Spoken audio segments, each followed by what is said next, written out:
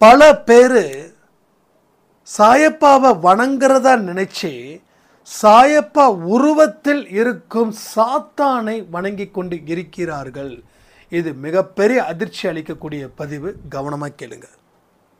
நீங்கள் தேடினது ஏதாவது கிடைச்சிருக்கா? பணத்தை தேடுனீங்க, கிடைச்சிதா? சாயப்பாவை தேடினீங்க, அவர் கிடைச்சிருந்தாருன்னா உங்கள் துன்பத்தை தீர்த்திருப்பார். ஸோ துன்பம் தீரல. நீங்கள் சாயப்பாவை தேடுனீங்களா? தேடலையா? நிச்சயமாக சொல்கிறேன், நீங்கள் தேடினாலும் அவர் உங்களுக்கு கிடைக்கல. அதுக்கு கிடைக்காததுக்கு காரணத்தை தெரிஞ்சுக்கோங்க. தேடவே வேண்டாம். நீங்கள் இருக்கிற இடத்த நோக்கி எல்லாமே வரும். இதை மட்டும் நிறுத்தாமல் எதுவுமே இங்கே நடக்காது.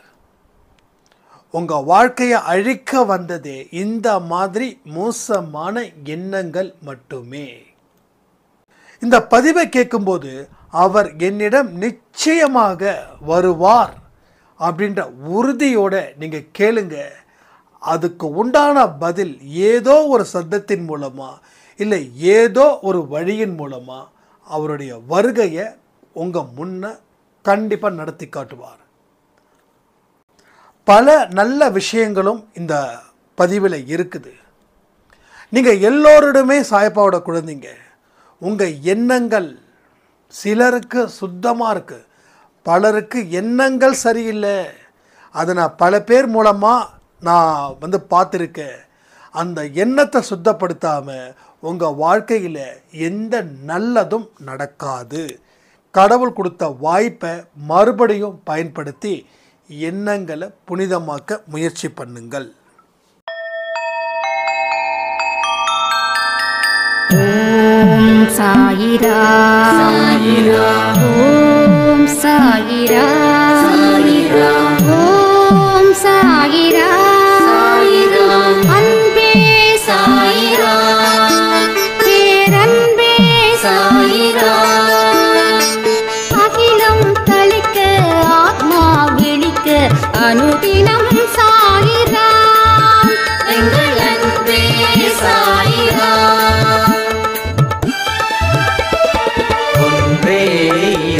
ஒன்றே பூமிக்கென்றும் சாயிரா, சரணம் சாயிரா, நன்றே செய்து வாழ்வோம், நாம் ஒன்றே செய்து வாழ்வோம், அன்பே சாயிரா.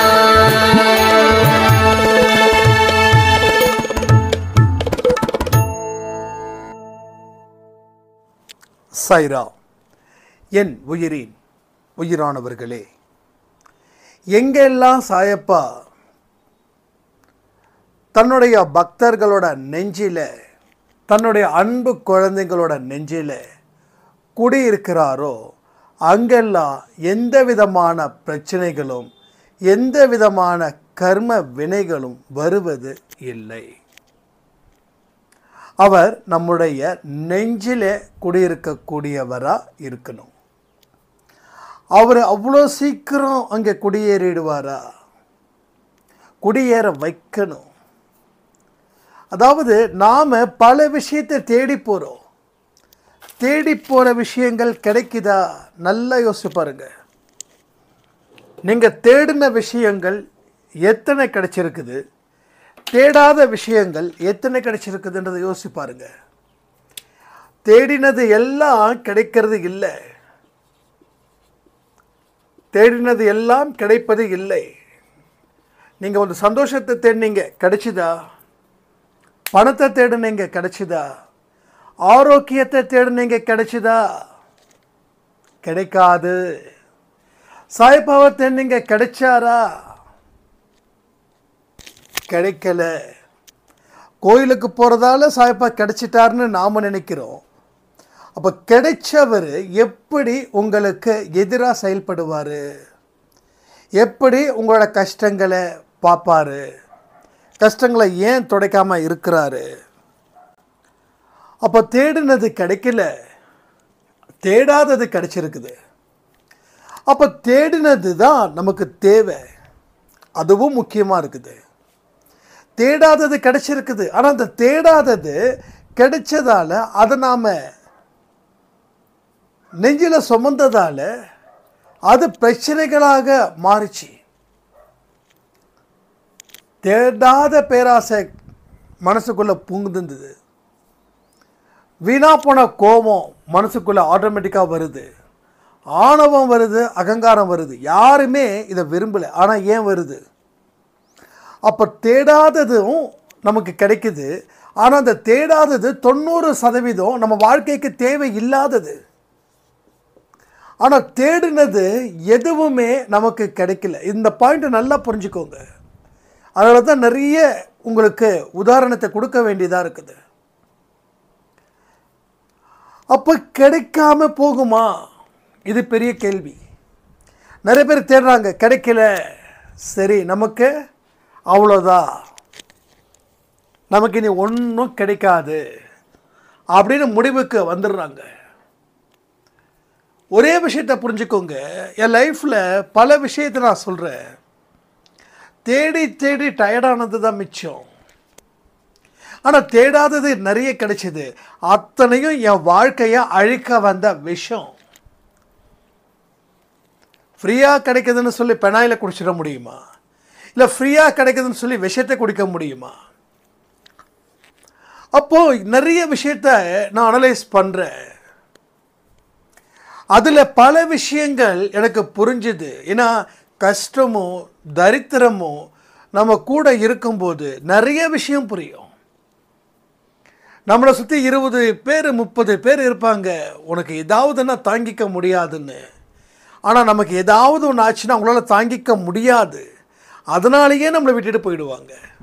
புரியுதா? அதாவது அதுக்கும் ஒரு டைலாக் கொடுப்பாங்க.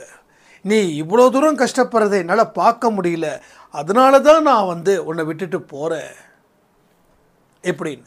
ஸோ ஆபத்து காலத்தில் யார் உங்கள் கூடவே இருந்து நிற்கிறானோ அவன்தான் உண்மையானவன். அப்படிப்பட்டவனை தேட வேண்டியதாக இருக்குது வாழ்க்கையில்.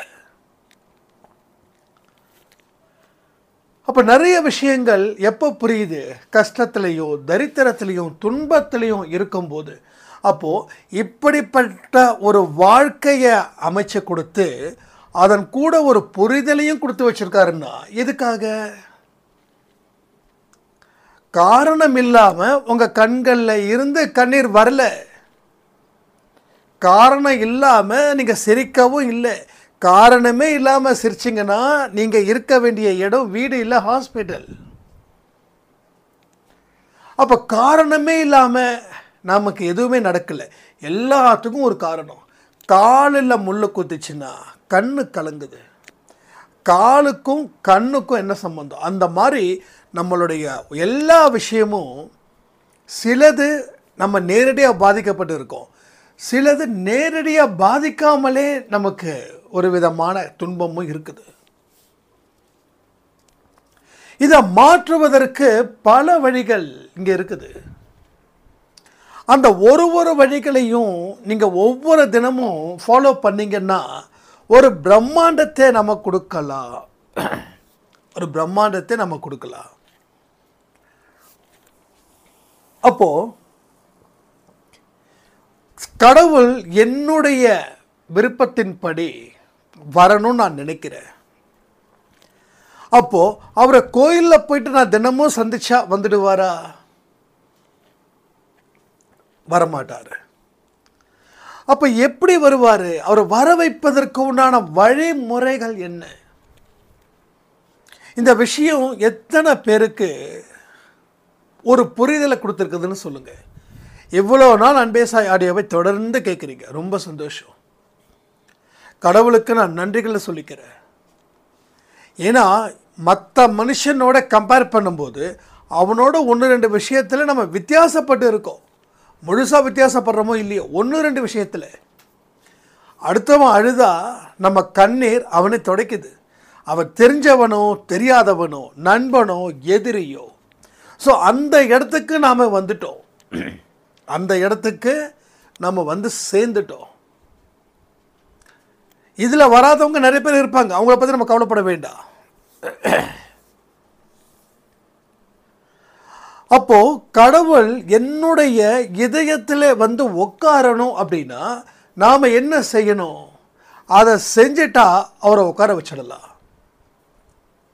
பணத்தை தேடி ஓடுனா பணம் கிடைச்சிடுமா? பணம் ஓடும். அந்த மாதிரி போட்டி போட்டு ஓட முடியாது. அப்போ பணத்தை எப்படி நம்மக்கிட்ட பெற வைக்க முடியும்? அந்த சூட்சமாக தெரிஞ்சிச்சுன்னா பணம் உங்கள் கையில். நோய் இப்படி இருக்கே, நோய் தீரணும்னு சொல்லி ஹாஸ்பிட்டலு அங்கே இங்கே ஓடுறோம். ஆனால் தீரல. எவ்வளோ பெரிய ஸ்பெஷலிஸ்ட் டாக்டர்ஸாக இருந்தாலும் நோய் தீரல. ஏன் தீராதா? தீராத வியாதியா? தீராத வியாதி கூட தீர்க்க முடியுமே. ஏன் அந்த நம்பிக்கை வரல? இப்போயே சொல்கிறேனே, எல்லாமே உங்களால் முடியும். முடியாது அப்படின்ற வார்த்தையே இங்கே இல்லை. முடியாதுன்ற வார்த்தையே இல்லை. முடியாதுன்ற வார்த்தை ஒரு வீணா போனவங்க சொல்லக்கூடிய வார்த்தை. வாழ்க்கையை பார்த்து பயந்தவங்க சொல்லக்கூடிய வார்த்தை. வாழ்க்கையை பார்த்து அஞ்சு நடுங்கிறவங்க சொல்லக்கூடிய வார்த்தை முடியாதுன்ற வார்த்தை. நாம் சொல்லலாமா? நாம் சொல்ல வேண்டிய அவசியமே இல்லை. ஏன்னா நாம் வாழ்க்கையில் இப்போ எதிர்நீச்சல் போட்டுகிட்டே இருக்கோம். அது தெரியுமா உங்களுக்கு? எத்தனை பேருக்கு தெரியும்? வாழ்க்கையில் நீங்கள் எதிர்நீச்சல் போடுறீங்க. நான் உங்களை கூல் பண்ணுறதுக்காகவோ இல்லை உங்களை பெருசாக மோட்டிவேஷன் பண்ணுறதுக்காகவோ நான் சொல்லலை. ரியலாகவே சொல்கிறேன். உங்கள் மனசில் இருந்து தான் நான் சொல்கிறேன். நீங்கள் எதிர்நீச்சல் அடிச்சிட்ருக்கீங்க. ஸோ எதிர்நீச்சல் அடிக்கிறவங்க அத்தனை பேரும் முயற்சிகளை எடுக்கிறாங்க. முடியாதுன்னு ஒதுங்குறவங்க அன்பே சாயில நிச்சயமாக இடம் பெற முடியாது. ஸோ ஒதுங்கி இருக்கிறவங்க இருக்கலாம், எல்லாருமே இருக்கிறாங்கன்னு சொல்ல முடியாது. 10 பேர் ஒதுங்கலாம், 20 பேர் வரலாம், இல்லை 20 பேர் ஒதுங்கலாம், 5 பேர் வரலாம். அது கடவுளுடைய விருப்பம், சில பேருடைய முயற்சி, இது எல்லாமே பொறுத்து. எத்தனையோ கமெண்ட்ஸ் நம்ம பார்க்குறோம். அந்த கமெண்ட்ஸ் மூலமாக நம்ம நிறைய படிக்கிறோம். முடியுன்ற வார்த்தைகள் இங்கே ஏராளமாக இருக்குது. முடியாதுன்ற வார்த்தைகளே எதுவுமே இல்லை. இன்னும் பலத்த சந்தேகங்கள் எனக்கு தனிப்பட்ட முறையில் ஆடியோ பதிவாக வருது. ஸோ எல்லாத்தையுமே இங்கே கிளியர் பண்ணிக்கிட்டே இருக்கோம். ஸோ ஒரே விஷயந்தான், எதையும் தேடி போகாதீங்க. கடவுளை தேடி போகாதீங்க, அன்பை தேடி போகாதீங்க, சந்தோஷத்தை தேடி போகாதீங்க, நிம்மதியை தேடி போகாதீங்க, பணத்தை தேடி போகாதீங்க, உறவுகளை தேடி கூட போகாதீங்க. எல்லாமே வர வைக்கக்கூடிய மேக்னெட் பவர்ஸ் நம்மக்கிட்ட இருக்குது. மேக்னெட்டிக் பவர் நம்மக்கிட்ட இருக்குது. மீனை எதை போட்டால் பிடிக்க முடியும்? வலை போட்டால் பிடிக்க முடியும். அதே போல் ஒவ்வொரு விஷயத்தையும் நாம் கரெக்டாக கச்சிதமாக செஞ்சோன்னா எல்லாமே சரியாக பிடிக்க முடியும். சாயப்பாவை நிச்சயமாக நம்மளால் எடுத்துக்க முடியும், நம்மக்கிட்ட வர வைக்க முடியும். நான் சொல்கிறபடி செஞ்சிங்கன்னா உங்கள் முயற்சிகள் எப்படிப்பட்டதோ அதற்கு தகுந்த மாதிரி சீக்கிரமாக பலன்கள் கிடைக்கும். ஆனால் அதை செய்ய நீங்கள் தயாராக இருந்தீங்கன்னா எல்லா விஷயமும் இங்கே நல்லபடியாக நடக்கும். எல்லா விஷயமும் விட்டு போனவரை கூட உங்களால் திருப்பி வரவழைக்க முடியும். மாந்திரிகம் அது இது இந்த மாதிரி விஷயத்துக்கு நம்ம என்றைக்குமே சொல்ல மாட்டோம். அது நமக்கு அலர்ஜி. எல்லாமே நேர்மையான வழியில் நடக்குது. ஸ்லோவாக தான் நடக்கும், ஆனால் பட் நடக்காமல் போகாது. 10 நாளில் நடக்கணும், 20 நாளில் நடக்கணும்னு அந்த கால்குலேஷன் மைண்டில் இங்கே வந்தீங்கன்னா உங்களுக்கு பெரிய கால்குலேஷன் என்ன தெரியுமா நடக்கும்? பெரிய பூஜ்ஜியம் கிடைக்கும். அந்த பூஜ்ஜியத்தை வச்சு என்ன பண்ண போகிறீங்க? ஸோ எல்லாமே அப்பட்டமாக சொல்கிறேன், உண்மையாக சொல்கிறேன், உறுதியாக சொல்கிறேன், நடக்கும். ஆனால் ஸ்லோவாக நடக்கும். எதெல்லாம் உங்களுக்கு லேட்டாக நடக்குதோ அது உங்கள் வாழ்க்கையில் கடைசி வரைக்கும் இருக்கும். எதெல்லாம் வேகமாக நடக்குதோ அது சும்மா ஒரு மாயை, வந்துட்டு உடனே போயிடும். இந்த பக்கம் கொடுக்குற மாதிரி அந்த பக்கம் எடுக்கிற மாதிரி. ஆனால் கடவுள் எப்படி விருப்பப்படுறாருன்னா, கொடுத்தா மறுபடியும் எடுக்கக்கூடாதுன்னு நினைக்கிறாரு. உங்களுக்கு கொடுத்து எடுக்கணுமா இல்லை கொடுத்தது கொடுத்ததாகவே இருக்கட்டுமா? கமெண்ட் பண்ணுங்க. அப்போ என்ன மாதிரியான மேஜிக்ஸ் இங்கே இருக்குது, என்ன லாஜிக் இருக்குது, என்ன மேஜிக் இருக்குது? ஸோ என்ன மாதிரியான மனநிலையை கொண்டு வரணும், அதனுடைய எதிர்பார்ப்பு எந்த அளவில் இருக்கணும், எதிர்பார்க்கலாமா வேண்டாமா, எதிர்பார்த்து ஒரு காரியத்தை செய்கிறது சரியா தவறா, எல்லாத்துக்குமே இந்த பதிவில் பதில்கள் இருக்குது. நீங்கள் உறுதியான மனநிலையில் கேட்டா சட்டுன்னு சொல்லுங்க அப்படின்னு கேட்க கூடாது, நான் சொல்லவும் கூடாது. ஏன்னா பல உண்மைகளை உங்கள் மனசுக்குள்ளே கொண்டு வந்து அதில் இருந்து பிரித்து எடுக்கிறது தான் நமக்கு வேலையே.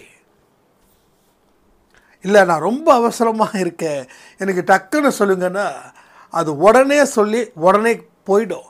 ஆனால் நம்ம சொல்லக்கூடிய விஷயத்தை நீங்கள் அனுபவித்து ஒவ்வொரு விஷயத்தையும் செய்யும்போது தான் அதனுடைய தன்மை எப்படிப்பட்டது, அதனுடைய உறுதி எப்படிப்பட்டது, அதனுடைய வெற்றி எப்படிப்பட்டது அப்படின்ற ஒரு முடிவுக்கு நீங்கள் வர முடியும். ஒன்ஸ் நீங்கள் முடிவுக்கு வந்துட்டீங்கன்னா அந்த முடிவை யாராலையும் தடுத்து நிறுத்த முடியாது, முடியவே முடியாது. பல பேரோட வாழ்க்கையை மாற்றி இருக்கிறார் சாயப்பா. இந்த ஒரு வார்த்தையை அடிக்கடி நம்புங்க. உங்களுடைய வாழ்க்கையும் உங்களுடைய மனநிலையும் எப்படி இருந்துச்சுன்னு உங்களுக்கு நல்லா தெரியும். கமெண்ட் பண்ணுறீங்களா? எத்தனை பேரோட மனநிலையை சாயப்பா அன்பே சாய் மூலமாக மாற்றிருக்காருன்றதையும் கொஞ்சம் கமெண்ட் செக்ஷனில் கமெண்ட் பண்ணுங்கள். யார் யாரெல்லாம் உண்மையான பக்தியோட தூய்மையான உள்ளத்தோட கடவுளை நெருங்குறாங்களோ அவர்களை என்றென்றைக்கும் அவர் மறுதளிக்க மாட்டார், இல்லைன்னு சொல்ல மாட்டார். பாயிண்டே இந்த பாயிண்ட் தான்.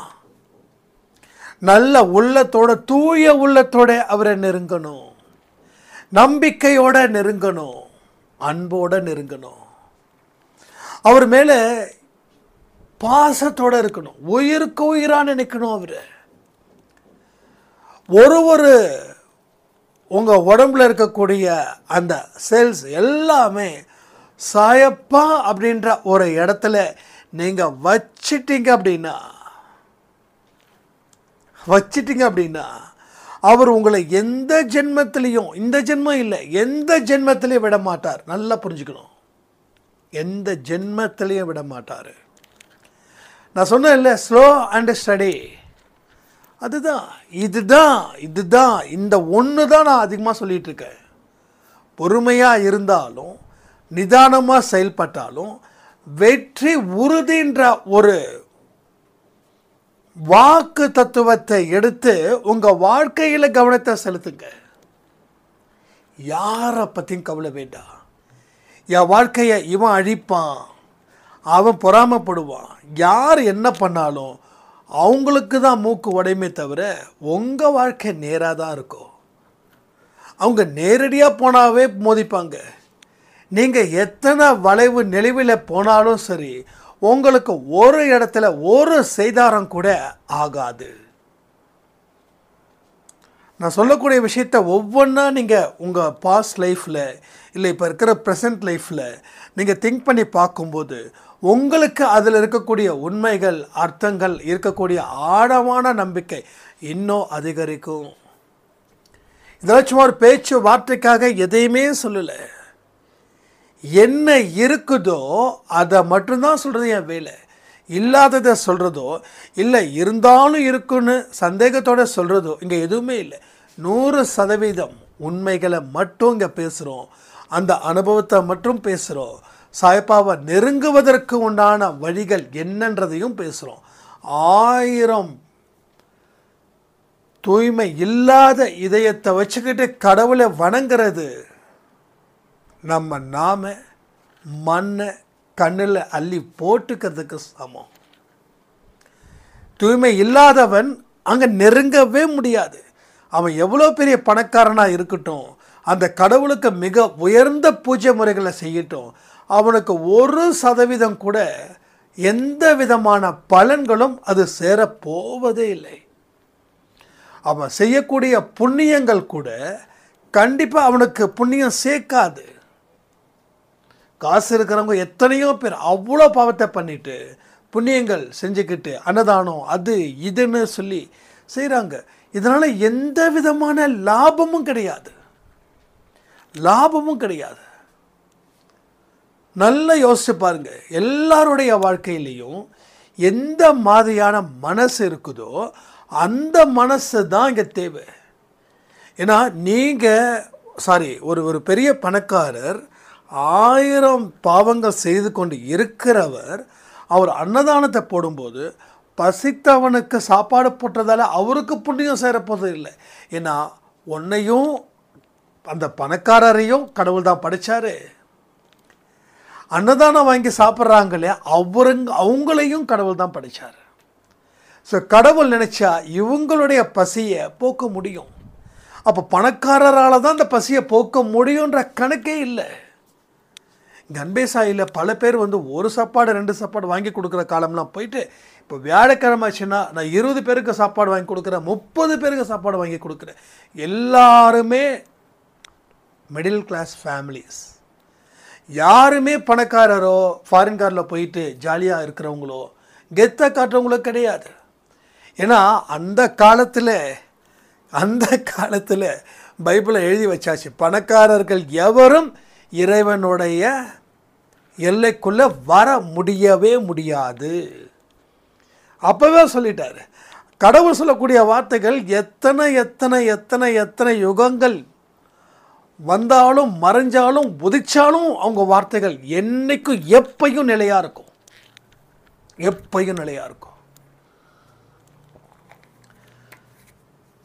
அப்போ நாம என்ன நினைக்கிறோம், பாவங்கள் நிறைய செஞ்சாலும் அன்னதானத்தின் மூலமா புண்ணியத்தை தேடலாம் நாம நினைப்போம். எங்க போனாலும் சரி, அதெல்லாம் சும்மா நீ உனக்கா ஒரு ரூல்ஸை உருவாக்கிக்கிற, நீயா வக்கீலா இருக்க, நீயா நீதிபதியா இருக்க. ஸோ உண்மையான நீதிபதி வந்தாதான் உன்னோட உன்னோட தண்டவாளம் எல்லாம் கரையேறும். ஓகே, அப்போ உண்மையான நீதிபதி அப்படின்றது யாரு? Is a God. So God தான் இங்க ஜட்ஜு. அவர் என்ன சொல்றாரோ அதுதான் இங்க தீர்ப்பு. நாமளே தீர்ப்பை எழுதிக்க முடியாது.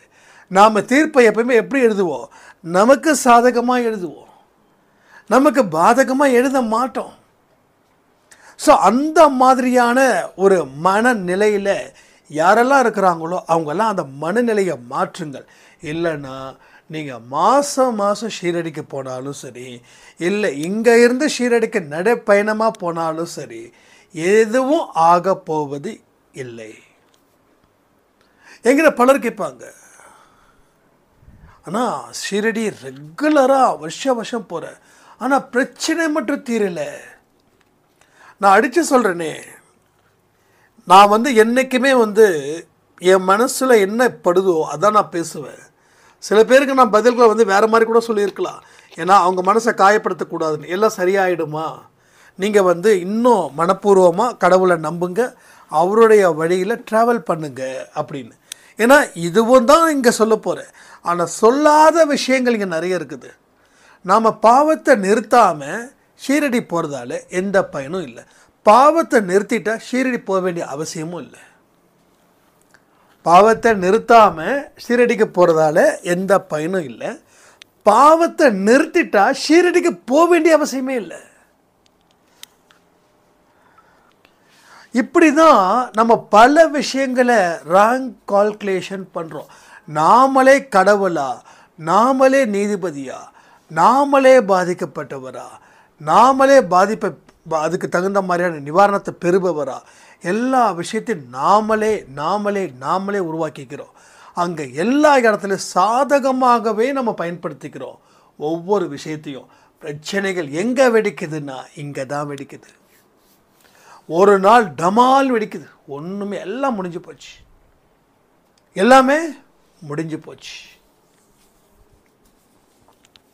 ஸோ இங்கே எல்லாருக்குமே என்ன விஷயம்னா, ஒரு பூஜை செய்யணும், பிரச்சனை தீரணும். ஒரு பரிகாரம் செய்யணும், பிரச்சனை தீரணும். இதை தாண்டி வேற எதுவுமே இல்லை. அப்போ நம்ம சொல்லக்கூடிய விஷயங்கள் எல்லாமே அவங்களுக்கு கசக்குது. ஏன் தெரியுமா? நான் பாவங்கள் செய்யாமல் இருக்க முடியாதுன்னு யாரெல்லாம் நினைக்கிறாங்களோ, இல்லை பாவத்தின் மூலமாக அவங்க இன்பத்தை அடைகிறாங்களோ, அவங்களுக்கு நான் சொல்லக்கூடிய எந்த ஒரு வார்த்தையும் பிடிக்காது, என்னையும் பிடிக்காது, என் வார்த்தையும் பிடிக்காது. அதுக்காக நம்ம நிறுத்திட முடியுமா என்ன? அதுக்காக நிறுத்திட முடியுமா? நிறுத்த முடியாது. ஏன்னா உண்மை என்னவோ அதை சொல்லணும். ஸோ நானும் தயாராகிக்கிட்டு இருக்கேன், நீங்களும் தயாராகிட்டு இருக்கீங்க. ஒரு நல்ல ஒரு பிள்ளைகளாக நம்ம வாழ்ந்துக்கிட்டு இருக்கிறோம். இப்போ கூட சொல்கிறேன், நான் தயாராகிட்டேன்னு சொல்ல மாட்டேன், நானும் தயாராகிட்டு இருக்கேன். ஏன்னா நானும் இந்த உலகத்தில் தான் வாழ்ந்துக்கிட்டு இருக்கேன்.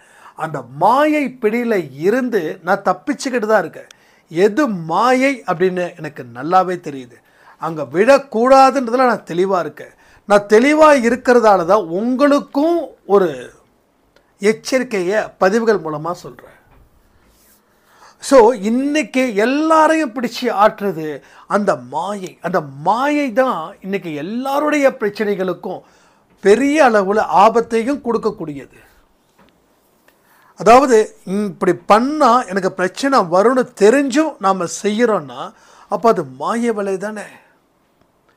எத்தனையோ பேர் இந்த விஷயத்தை பாவத்தை செய்கிற, கண்டிப்பாக நான் மாட்டுவேன், இதன் மூலமாக எனக்கு தண்டனை அதிகம் அப்படின்னு தெரிஞ்சே அந்த பாவத்தை செய்கிற அளவுக்கு அந்த மாயை பெரிய ஒரு சக்தியாக மாறுது. நான் கூட நினச்சேன் மாயை காலால் எட்டி உதைக்கலாம். காலால் எட்டி உதைச்சா காலே போயிடும்ல இருக்கு. ஏன்னா மாயை அவ்வளோ பெருசு, அவ்வளோ பெருசு. ஒரு சின்ன மடுகு மாதிரி இல்லை, பெரிய மலை மாதிரி இருக்குது. அந்த மாயையை தாண்டணும், அந்த மாயை எனக்குள்ளே வரதை அழிக்கணும்னா சாயப்பா இல்லாமல் அதை செய்ய முடியாது. அப்போ நம்ம பாவத்தை நிறுத்தாமல் அந்த மாயையை அழிக்க முடியாது. ஸோ பாவத்தை செஞ்சால் மாயை அதிகரிக்கும், பாவத்தை குறைச்சா மாயை குறையும். அப்போ முழுமையாக பாவத்தை குறைச்சா மட்டும் போதுமா? தெய்வத்தோட துணை இல்லாமல் அந்த மாயை அழிக்க முடியாது, அந்த மாயையை அழிக்க முடியாது. இதை எல்லாத்தையும் நீங்கள் ரொம்ப தெளிவாக புரிஞ்சுக்கோங்க. அப்போ தான் பல விஷயங்கள் உங்களுக்கு புரியும். இல்லைன்னா இங்கே நிறைய பேர் நான் அன்பே சாயில் பார்க்குறேன், சில பேரோட மெசேஜஸ் ரொம்ப சந்தோஷமாக இருக்கும், சில பேரோட மெசேஜஸ் ரொம்ப அருவருக்கத்தக்கதாக இருக்கும். அதாவது இந்த மூட நம்பிக்கை பேஸ் பண்ணி அது, ஏன்னா இதில் தான் அவங்க இந்த விஷயத்தை முடிக்கணும்னு நினைக்கிறாங்க. ஸோ சில மெசேஜுக்கு நான் ரிப்ளை பண்ணுறேன், இன்ட்ரெஸ்டடாக எடுத்து பண்ணுறேன். ஒரு சில மெசேஜஸ் படிக்கிறதுக்கே சங்கடமாக இருக்கும், அதனால் அந்த மெசேஜஸ்க்கு நான் ரிப்ளை பண்ணுறதே கிடையாது. ஏன்னா இங்கே மனசு சுத்தம் இருந்தால் தான் அடுத்த கட்டத்துக்கு நம்ம போக முடியும். மன சுத்தம் இங்கே இல்லை, சில பேருக்கு இல்லை, சில பேருக்கு இல்லை. நாமே ஏமாத்திட்டு இருக்கோம். சாயப்பா நான் உயிராக இருக்கேன், ஆனால் அந்த சுத்தம் இல்லாத இதயத்தோட நீங்கள் அவர்கிட்ட எப்படி உயிராக இருக்க முடியும்? என்ன வேலை உயிராக இருக்க முடியும்? அவர் புனிதமானவர். அப்போது அந்த அசுத்தத்தை துடைக்காமல் இங்கே வர முடியாது. அதை புரிஞ்சுக்கோங்க. அந்த அசுத்தம் இருக்கிற வரைக்கும் உங்களுக்கும் சாயப்பாக்கும் இருக்கக்கூடிய தூரம் எவ்வளோ தெரியுமா? வானத்துக்கும் பூமிக்கும் எவ்வளவு வித்தியாசமோ அதை விட 1000 மடங்கு வித்தியாசம். அப்போ நீங்கள் எதை வச்சு அவரை உணருவீங்க? எதை வச்சு நீங்கள் உங்கள் வாழ்க்கையை செயல்படுவீங்க? ஸோ எல்லாருக்குமே வாய்ப்புகள் இருக்குது. ஆனால் சுத்தம் இல்லாத இதயத்தை வச்சுக்கிட்டு நான் சாயப்பா மேலே உயிராக தான் இருக்கேன், அவர் தான் எனக்கு எல்லாமேன்னா இது சும்மா நமக்கு நாமே ஏமாற்றிக்கிறோம். இப்பயும் சொல்கிறேன், உங்களுக்கு பெரிய பெரிய வாய்ப்புகளை கடவுள் கொடுக்குறாரு. இந்த பதிவின் மூலமாக இதயத்தை சுத்தப்படுத்தாமல் எதையும் செய்ய முடியாது, உங்கள் பிரச்சனையும் தீரவே தீராது. நீங்கள் சாய்ப்பாவை வணங்கினாலும் சரி, வணங்காட்டியும் சரி.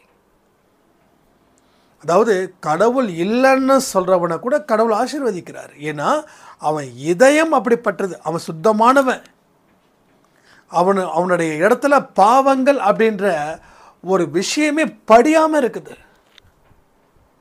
ஆனால் கடவுளை வணங்குற பாவங்களால் என்னோட மனசு நிரப்பப்பட்டுச்சுன்னா நீ எதுக்கு கடவுளை வணங்குற? நீ கடவுளை வணங்கலை, கடவுள் ரூபத்தில் இருக்கக்கூடிய சாத்தானை வணங்கிட்டு இருக்க. சாத்தான் தான் கடவுள் மாதிரி உனக்கு தெரியுறா, ஆனால் அது கடவுள் இல்லை. இந்த போலி சாரி இந்த இது கோல்டுக்கும் duplicate gold covering sorry covering கோல்டுக்கும் பார்க்குறதுக்கு எல்லாம் ஒன்றா தான் இருக்கும். நான் வந்து ரொம்ப இதெல்லாம் தெரியாத வயசில் நான் நினைப்பேன், என்னது இந்த நகைக்கு 10,000, அதை விட பெருசாக இருக்குது, இது ஜஸ்ட் 200 ரூபா, அப்போ எதுக்கு அது, அப்போ இதே போட்டுக்கலாமே அப்படின்னா இன்றைக்கு கவரிங் நகைக்கு டிமாண்ட் ஜாஸ்தி ஆகும். ஒவ்வொரு நாளும் தங்கம் உயருது. நம்ம மிடில் கிளாஸ் ஃபேமிலியில் இருக்கிறவங்க கூட ஐயோ தங்கம் ரேட்டு ஜாஸ்தியாக இருக்குது, தங்கம் ரேட்டு ஜாஸ்தியாக இருக்குது. அது சும்மா 10 ரூபா 20 ரூபா 30 ரூபா மாறும். நம்ம என்ன வந்து 2000 சாரி 100 பவுன் 200 பவுன் எடுக்க போகிறோம். அப்போ இதுவும் அதுவும் பார்க்குறோம். இது 10,000 வச்சுக்கோ, இது ஜஸ்ட் வேறு 100 ரூபா தான். அப்போது இந்த 100 ரூபா செயினை இதுதான் உண்மை அப்படின்னு நினச்சி நம்ம வச்சுட்டு இருக்கிற மாதிரி அடுத்த ஒரு 2 மாதம் 3 மாதத்தில் அது கருத்துற போகுது. ஆனால் 10,000 ரூபாய்க்கு வாங்கின செயினும் இன்னைக்கு வரைக்கும் இருக்குது. எத்தனை வருஷத்துக்கு முன்னாடி வாங்கினது, எத்தனை வருஷத்துக்கு முன்னாடி வாங்கினாலும் சரி அந்த தங்கத்துடைய இது போகவே போகாது. புரியுதா? நாம் கடவுள் சாத்தானை கடவுள் ரூபமாக வணங்கிட்டு இருக்கோம். சாத்தானுடைய முகத்தை சாயப்பாவோட முகமாக மாற்றிட்டோம். பாவம் செய்கிறவங்களுக்கு சொல்கிறேன், பாவம் செய்து கொண்டு இருக்கிறவர்கள் கடவுள் தான் என் உயிர், சாயப்பா தான் என் உயிர்னு சொல்லிக்கிட்டு இருக்காங்க இல்லையா, அவங்களுக்கு அந்த வார்த்தைகளை சொல்கிறேன். நீங்கள் கடவுளை சாயப்பாவை வணங்கலை, உங்களுக்கே தெரியாமல் சாத்தான் உங்கள் முன்னாடி சாயப்பாவாக நின்று ஒரு மாற்றத்தை அவன் ஏற்படுத்தி உங்களை தீய வழிகளை பிடிச்சி தள்ளுன்னு தள்ளுறான். அப்படி தானே நடந்தது ராமாயணத்தில். சீதையை கவரணும்னு சொல்லி புள்ளிமான் ரூபத்தில் ராவணன் வந்து அந்த அவங்கள வந்து ஒரு அட்ராக்ட் பண்ணி சீதையை அட்ராக்ட் பண்ணி அந்த கோட்டை தாண்டி வர வச்ச உடனே என்ன பண்ணான், தூக்கிட்டு போனானா இல்லையா? அது மாதிரி தான் இங்கே நடக்குது. அதுதான் சொல்கிறேன், மாயை அப்படின்ற ஒரு விஷயத்தை சாதாரணமாக நினச்சிங்கன்னா நாம் ஏமாந்துட்டுருக்கோன்னு அர்த்தம். மாயை அப்படின்றது இறைவன் துணையோட அழிக்க முடியும் ஒழிக்க முடியும் அப்படின்னு நினைக்கிறது மட்டும்தான் இங்கே கூடுதல் பலத்தை அது கொடுக்கும். கூடுதல் பலத்தை அது கொடுக்கும். அப்போ பாவங்கள் செய்யாதவர்களா, பொய்கள் பேசாதவர்களா, நம்பிக்கை துரோகம் செய்யாதவர்களா, உண்மையான வாழ்க்கையை வாழக்கூடியவர்களா, அன்பு நிறைந்தவர்களா இருக்கிறவங்களுக்கு தான் சாயப்பாவோட உண்மையான முகம் தெரியும். பட் இதை எல்லாத்தையும் தாண்டி ஒரு பொய்யான வாழ்க்கையை வாழ்கிறவங்க சாயப்பாவை கும்பிடும்போது அது சாயப்பா இல்லை, சாயப்பாவுடைய உருவத்தில் இருக்கக்கூடிய ஒரு கொடிய சாத்தான். இது எல்லாமே ஒரு எச்சரிக்கை தான், எல்லாமே எச்சரிக்கை. நிறைய பேர் வந்து கடவுள் பேரை சொல்லி ஏமாற்றுபவர்கள் இருக்காங்களா இல்லையா? நீங்கள் நம்புறீங்களா இல்லையா? அப்போ கடவுள் பெயரை சொல்லி ஏமாற்றி கொண்டு இருக்கிறவர்கள் ஒரு சாத்தான கடவுளாக நினச்சி வணங்குறதால அவங்க புத்தி அவங்க மனசு எல்லாமே எங்கேயோ போயிடுச்சு. ஸோ இன்னைக்கு அப்படி தான் பல விஷயங்கள் இங்கே நடந்துக்கிட்டு இருக்குது. ஆரம்பத்திலேயே அந்த மாயைக்கு பயந்தவர்களாக இருக்கிறவங்களா இருந்துச்சுன்னா ஒரு விஷயத்தையும் ஒரு விதமான சுய பரிசோதனை செய்து கொண்டு எதெல்லாம் நமக்கு பிற்காலத்தில் ஆபத்தை விளைவிக்கும் அப்படின்னு நினச்சி அதற்கு தகுந்த மாதிரியான வழிகளை தேடி இருப்பாங்க. ஆனால் அவங்க சுய பரிசோதனை செய்யலை. அவங்கள பொறுத்த வரைக்கும் கரெக்டு தான். ஏன்னா இது வந்து ரெட்டை பிரிவிங்கன்னு வச்சுக்கலாம். ஒருத்தன் நல்லவன் ஒருத்தன் கெட்டவன் இப்போ நல்லவனாக இருக்கிற மாதிரி இருந்தால் தான் வாழ முடியும் போது ரெட்டை பிறவிகள் நல்லா புரிஞ்சுக்கோங்க. ரெட்டை பிறவிகள் ஒருத்தன் நல்லவன் ஒருத்தன் கெட்டவனுக்கு வாழ்க்கை ஃபுல்லாக கஷ்டம். அப்போ அவன் என்ன பண்ணுறான், நல்லவனை ஓரம் தள்ளிட்டு அந்த இடத்துல நான் தான் சொல்லி வாழ்ந்துட்டு இருக்கான் பார்த்தீங்களா, அதுதான் சாத்தான். அதுதான் சாத்தான். ரொம்ப எச்சரிக்கை. கடவுளை வணங்குறது கூட நம்ம எச்சரிக்கையாக இருக்கணும். ஏன்னா கடவுள் மேலே தப்பு இல்லை, நம்ம மனசு அப்படியாப்பட்ட மனசாக மாறிடும். நல்ல யோசிச்சு பாருங்க. பாவம் செய்கிறவங்க, ஒரு மனுஷனுக்கு எதிராக துன்பத்தை கொடுக்குறவங்க, அத்துமீறி அடுத்தவன் வாழ்க்கையை கெடுக்கிறவங்க, நம்பிக்கை துரோகம் செய்கிறவங்க கடவுளை வணங்குறாங்க. இது எந்த வகையில் இதை சேர்த்துக்க முடியும்? அப்போது அவங்க சாத்தானை தான் கடவுள் ரூபத்தில் வணங்குறாங்க. இதுதான் இதை நீங்கள் புரிஞ்சுக்கிட்டிங்கன்னா நாம் ஒவ்வொரு நாளும் நம்மளோட சுய பரிசோதனையின் மூலமாக பல விஷயத்தை நாம் புரிஞ்சுக்கலாம். ஸோ கொஞ்சம் கொஞ்சமாக நம்மளுடைய மோசமான எண்ணங்களை நம்ம தவிர்க்க ஆரம்பிச்சிட்டோன்னா ஒரு சுத்தமான இதயம் கொண்ட மனிதர்களாக நாம் வாழ முடியும், வளர முடியும், வாழ்க்கையில் வெற்றி பெறவும் முடியும். வெற்றி பெறவும் முடியும். அதே போல் யாரையுமே உங்களுக்கு பிடிக்காதவங்களை மோசமானவங்கன்னு முத்திரை குத்திடவும் கூடாது. அதுலேயும் உங்களுக்கு பாவங்கள் பிறக்கும். ஸோ முதல்ல பாவத்தை நாம் குறைக்கணும். அதுக்கு முன்னாடி புதுசான பாவத்தை செய்யாமல் இருக்கணும். பாவத்தை செய்யாமல் இருக்கும்போது தான் நம்ம பாவத்தையே குறைக்க முடியும். அடுத்தது குறைக்கும் போது தான் நம்ம வாழ்க்கையில் கடவுள் முன்னாடி நிற்பார். அப்போது உங்களுக்கு கடவுளாக இருக்கட்டும், பணமாக இருக்கட்டும், ஆரோக்கியமாக இருக்கட்டும், எதையுமே நீங்கள் தேடி ஓட வேண்டாம். இந்த மாதிரியான விஷயங்கள் மூலமாக மன ரீதியான சில நல்ல விஷயங்களை செய்வதன் மூலம் உங்கள் வாழ்க்கையில் எல்லாமே உங்களுக்கு கூடும். இந்த கணக்கை நீங்கள் சரியாக தெரிஞ்சுக்கிட்டீங்கன்னா, இந்த கணக்கை சரியாக புரிஞ்சுக்கிட்டா வாழ்க்கையை உங்களுக்கு சிம்ம சொப்பனமாக இருக்கும். அதை பற்றி எந்த காரணத்தை கொண்டும் பயப்படவோ கவலைப்படவோ வேண்டிய அவசியமே இல்லை. எல்லோரும் அவரவர்கள் கடமையை செய்வதிலேயே கடவுளை கூட அடையலாம் சொல்லியிருக்காங்க. செயல்கள் மூலமாக கடவுளை அடையலாம். அப்போ கடவுளை பாட்டு பாடுறதாலேயோ இல்லை அதை தாண்டி நம்மளோட கடமைன்னு ஒன்று இருக்கு இல்லையா, அந்த கடமையை செய்வதன் மூலமாக கூட கடவுளை எளிதில் நம்மளை கடவுள் அடைவார். நாம் அடைய வேண்டாம். இப்போ சொல்கிறேன், யாருமே சாயப்பத்திட்டு போகாதீங்க.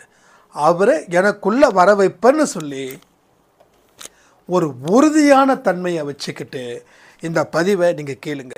ஸோ நிச்சயமாக வருவார். இதுதான் நம்ம தெரிஞ்சிக்க வேண்டியது, புரிஞ்சிக்க வேண்டியது. இத்தனை விஷயங்களையும் நம்ம ரொம்ப தெளிவாக சொல்லியிருக்கோம். நல்லா புரிஞ்சுக்கோங்க. புரியலன்னா திரும்பவும் கேளுங்க. அப்படியும் கேட்டு சந்தேகம் வந்துச்சுன்னா என் வாட்ஸ்அப் நம்பருக்கு சேட் பண்ணுங்கள். அதே போல் டிஷர்ட் ஒரு 40 பேருக்கு அனுப்ப வேண்டியது இருக்குது. அது நாளைக்கு நைட்டு டிஸ்பேட்ச் பண்ணுறோம். ஏன்னா ஸ்டாக்ஸ் இல்லை. நாளைக்கு நைட்டு டிஸ்பேட்ச் பண்ணால் உங்களுக்கு மேக்ஸிமம் தேர்ஸ்டே மாதிரி சேரும். ஸோ அட்ரஸஸ் சில பேருக்கு அட்ரஸ் உங்கள் பேரை எழுதாமல் வெறும் அட்ரஸை மட்டும் எழுதுறீங்க. உங்கள் நேம் எப்படி சேவ் ஆகுதுன்னா, உங்கள் வாட்ஸ்அப்பில் என்ன நேம் இருக்குதோ அதை தான் நான் சேவ் பண்ணுறேன். ஓகே, நல்லா புரிஞ்சுக்கோங்க. அதனால தான் என்னுடைய ஸ்டேட்டஸ் உங்களுக்கு தெரியுது. ஒவ்வொரு தடவையும் நான் கேள்விக்கு உங்கள் பேர் என்னன்னு கேட்குறது இல்லை. நான் அது ஆட்டோமேட்டிக்காக நான் டக்குன்னு ஆட் கொடுக்குறேன், ஆட் கான்டாக்டில் ஆகுது. அதனால் நேம் இல்லாதவங்களுக்கு நான் திரும்ப ஒரு அட்ரஸ் அப்படின்னா உங்கள் பெயர், உங்கள் ஊர், உங்களுடைய டோர் நம்பரு, இதை எல்லாம் தெளிவாக எழுதி என்ன சைஸ் டிஷர்ட் வேணும், அதாவது எம்மா, எல்லா, எக்ஸ்எல்லா, டபுள் எக்ஸ்எல்லா, இல்லை ட்ரிபிள் எக்ஸ்எல்லா, இதெல்லாம் எழுதுனா தான் உங்களுக்கு நாங்கள் கொரியரே அனுப்ப முடியும். அட்ரஸ் இன்கம்ப்ளீட்டாக இருக்கிற அட்ரஸ், ஏன்னா ஒழுங்காக அட்ரஸ் எழுதுனாவே கொரியர் போய் சேர மாட்டேங்குது. அப்போ உங்களுக்கு ஒவ்வொரு விஷயமும் நீங்கள் பாட்டுக்கும் அவசரத்தில் சேட் பண்ணிட்டு போயிடுறீங்க. அதுக்கப்புறம் திருப்பி நான் கேட்டால் எனக்கு பதில் வரதே இல்லை. அதனாலே சில விஷயங்கள் லேட் ஆகுது. அதை புரிஞ்சுக்கோங்க. அதனால் அட்ரஸை கிளியராக எழுதுங்க. அதே போல் வர 27ஆம் தேதி அன்னைக்கு விஷ்ணு சாயிரோட நம்ம பர்த்டே. அதனால் அன்னைக்கு 6 மணி மாலை ஈவினிங் 6 to 7 ஒரு லைவ் இருக்குது. ஸோ எல்லாருமே நம்ம கலந்துக்கலாம்னு சொல்லி இந்த பதிவை நான் முடிக்கிறேன். ஜெய் சாய்ராம்.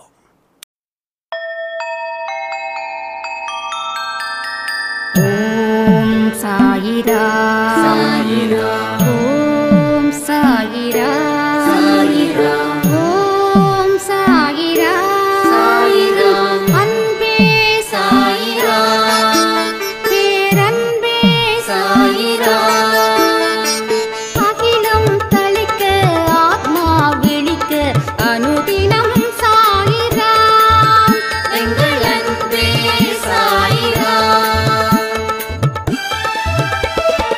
ஒன்றே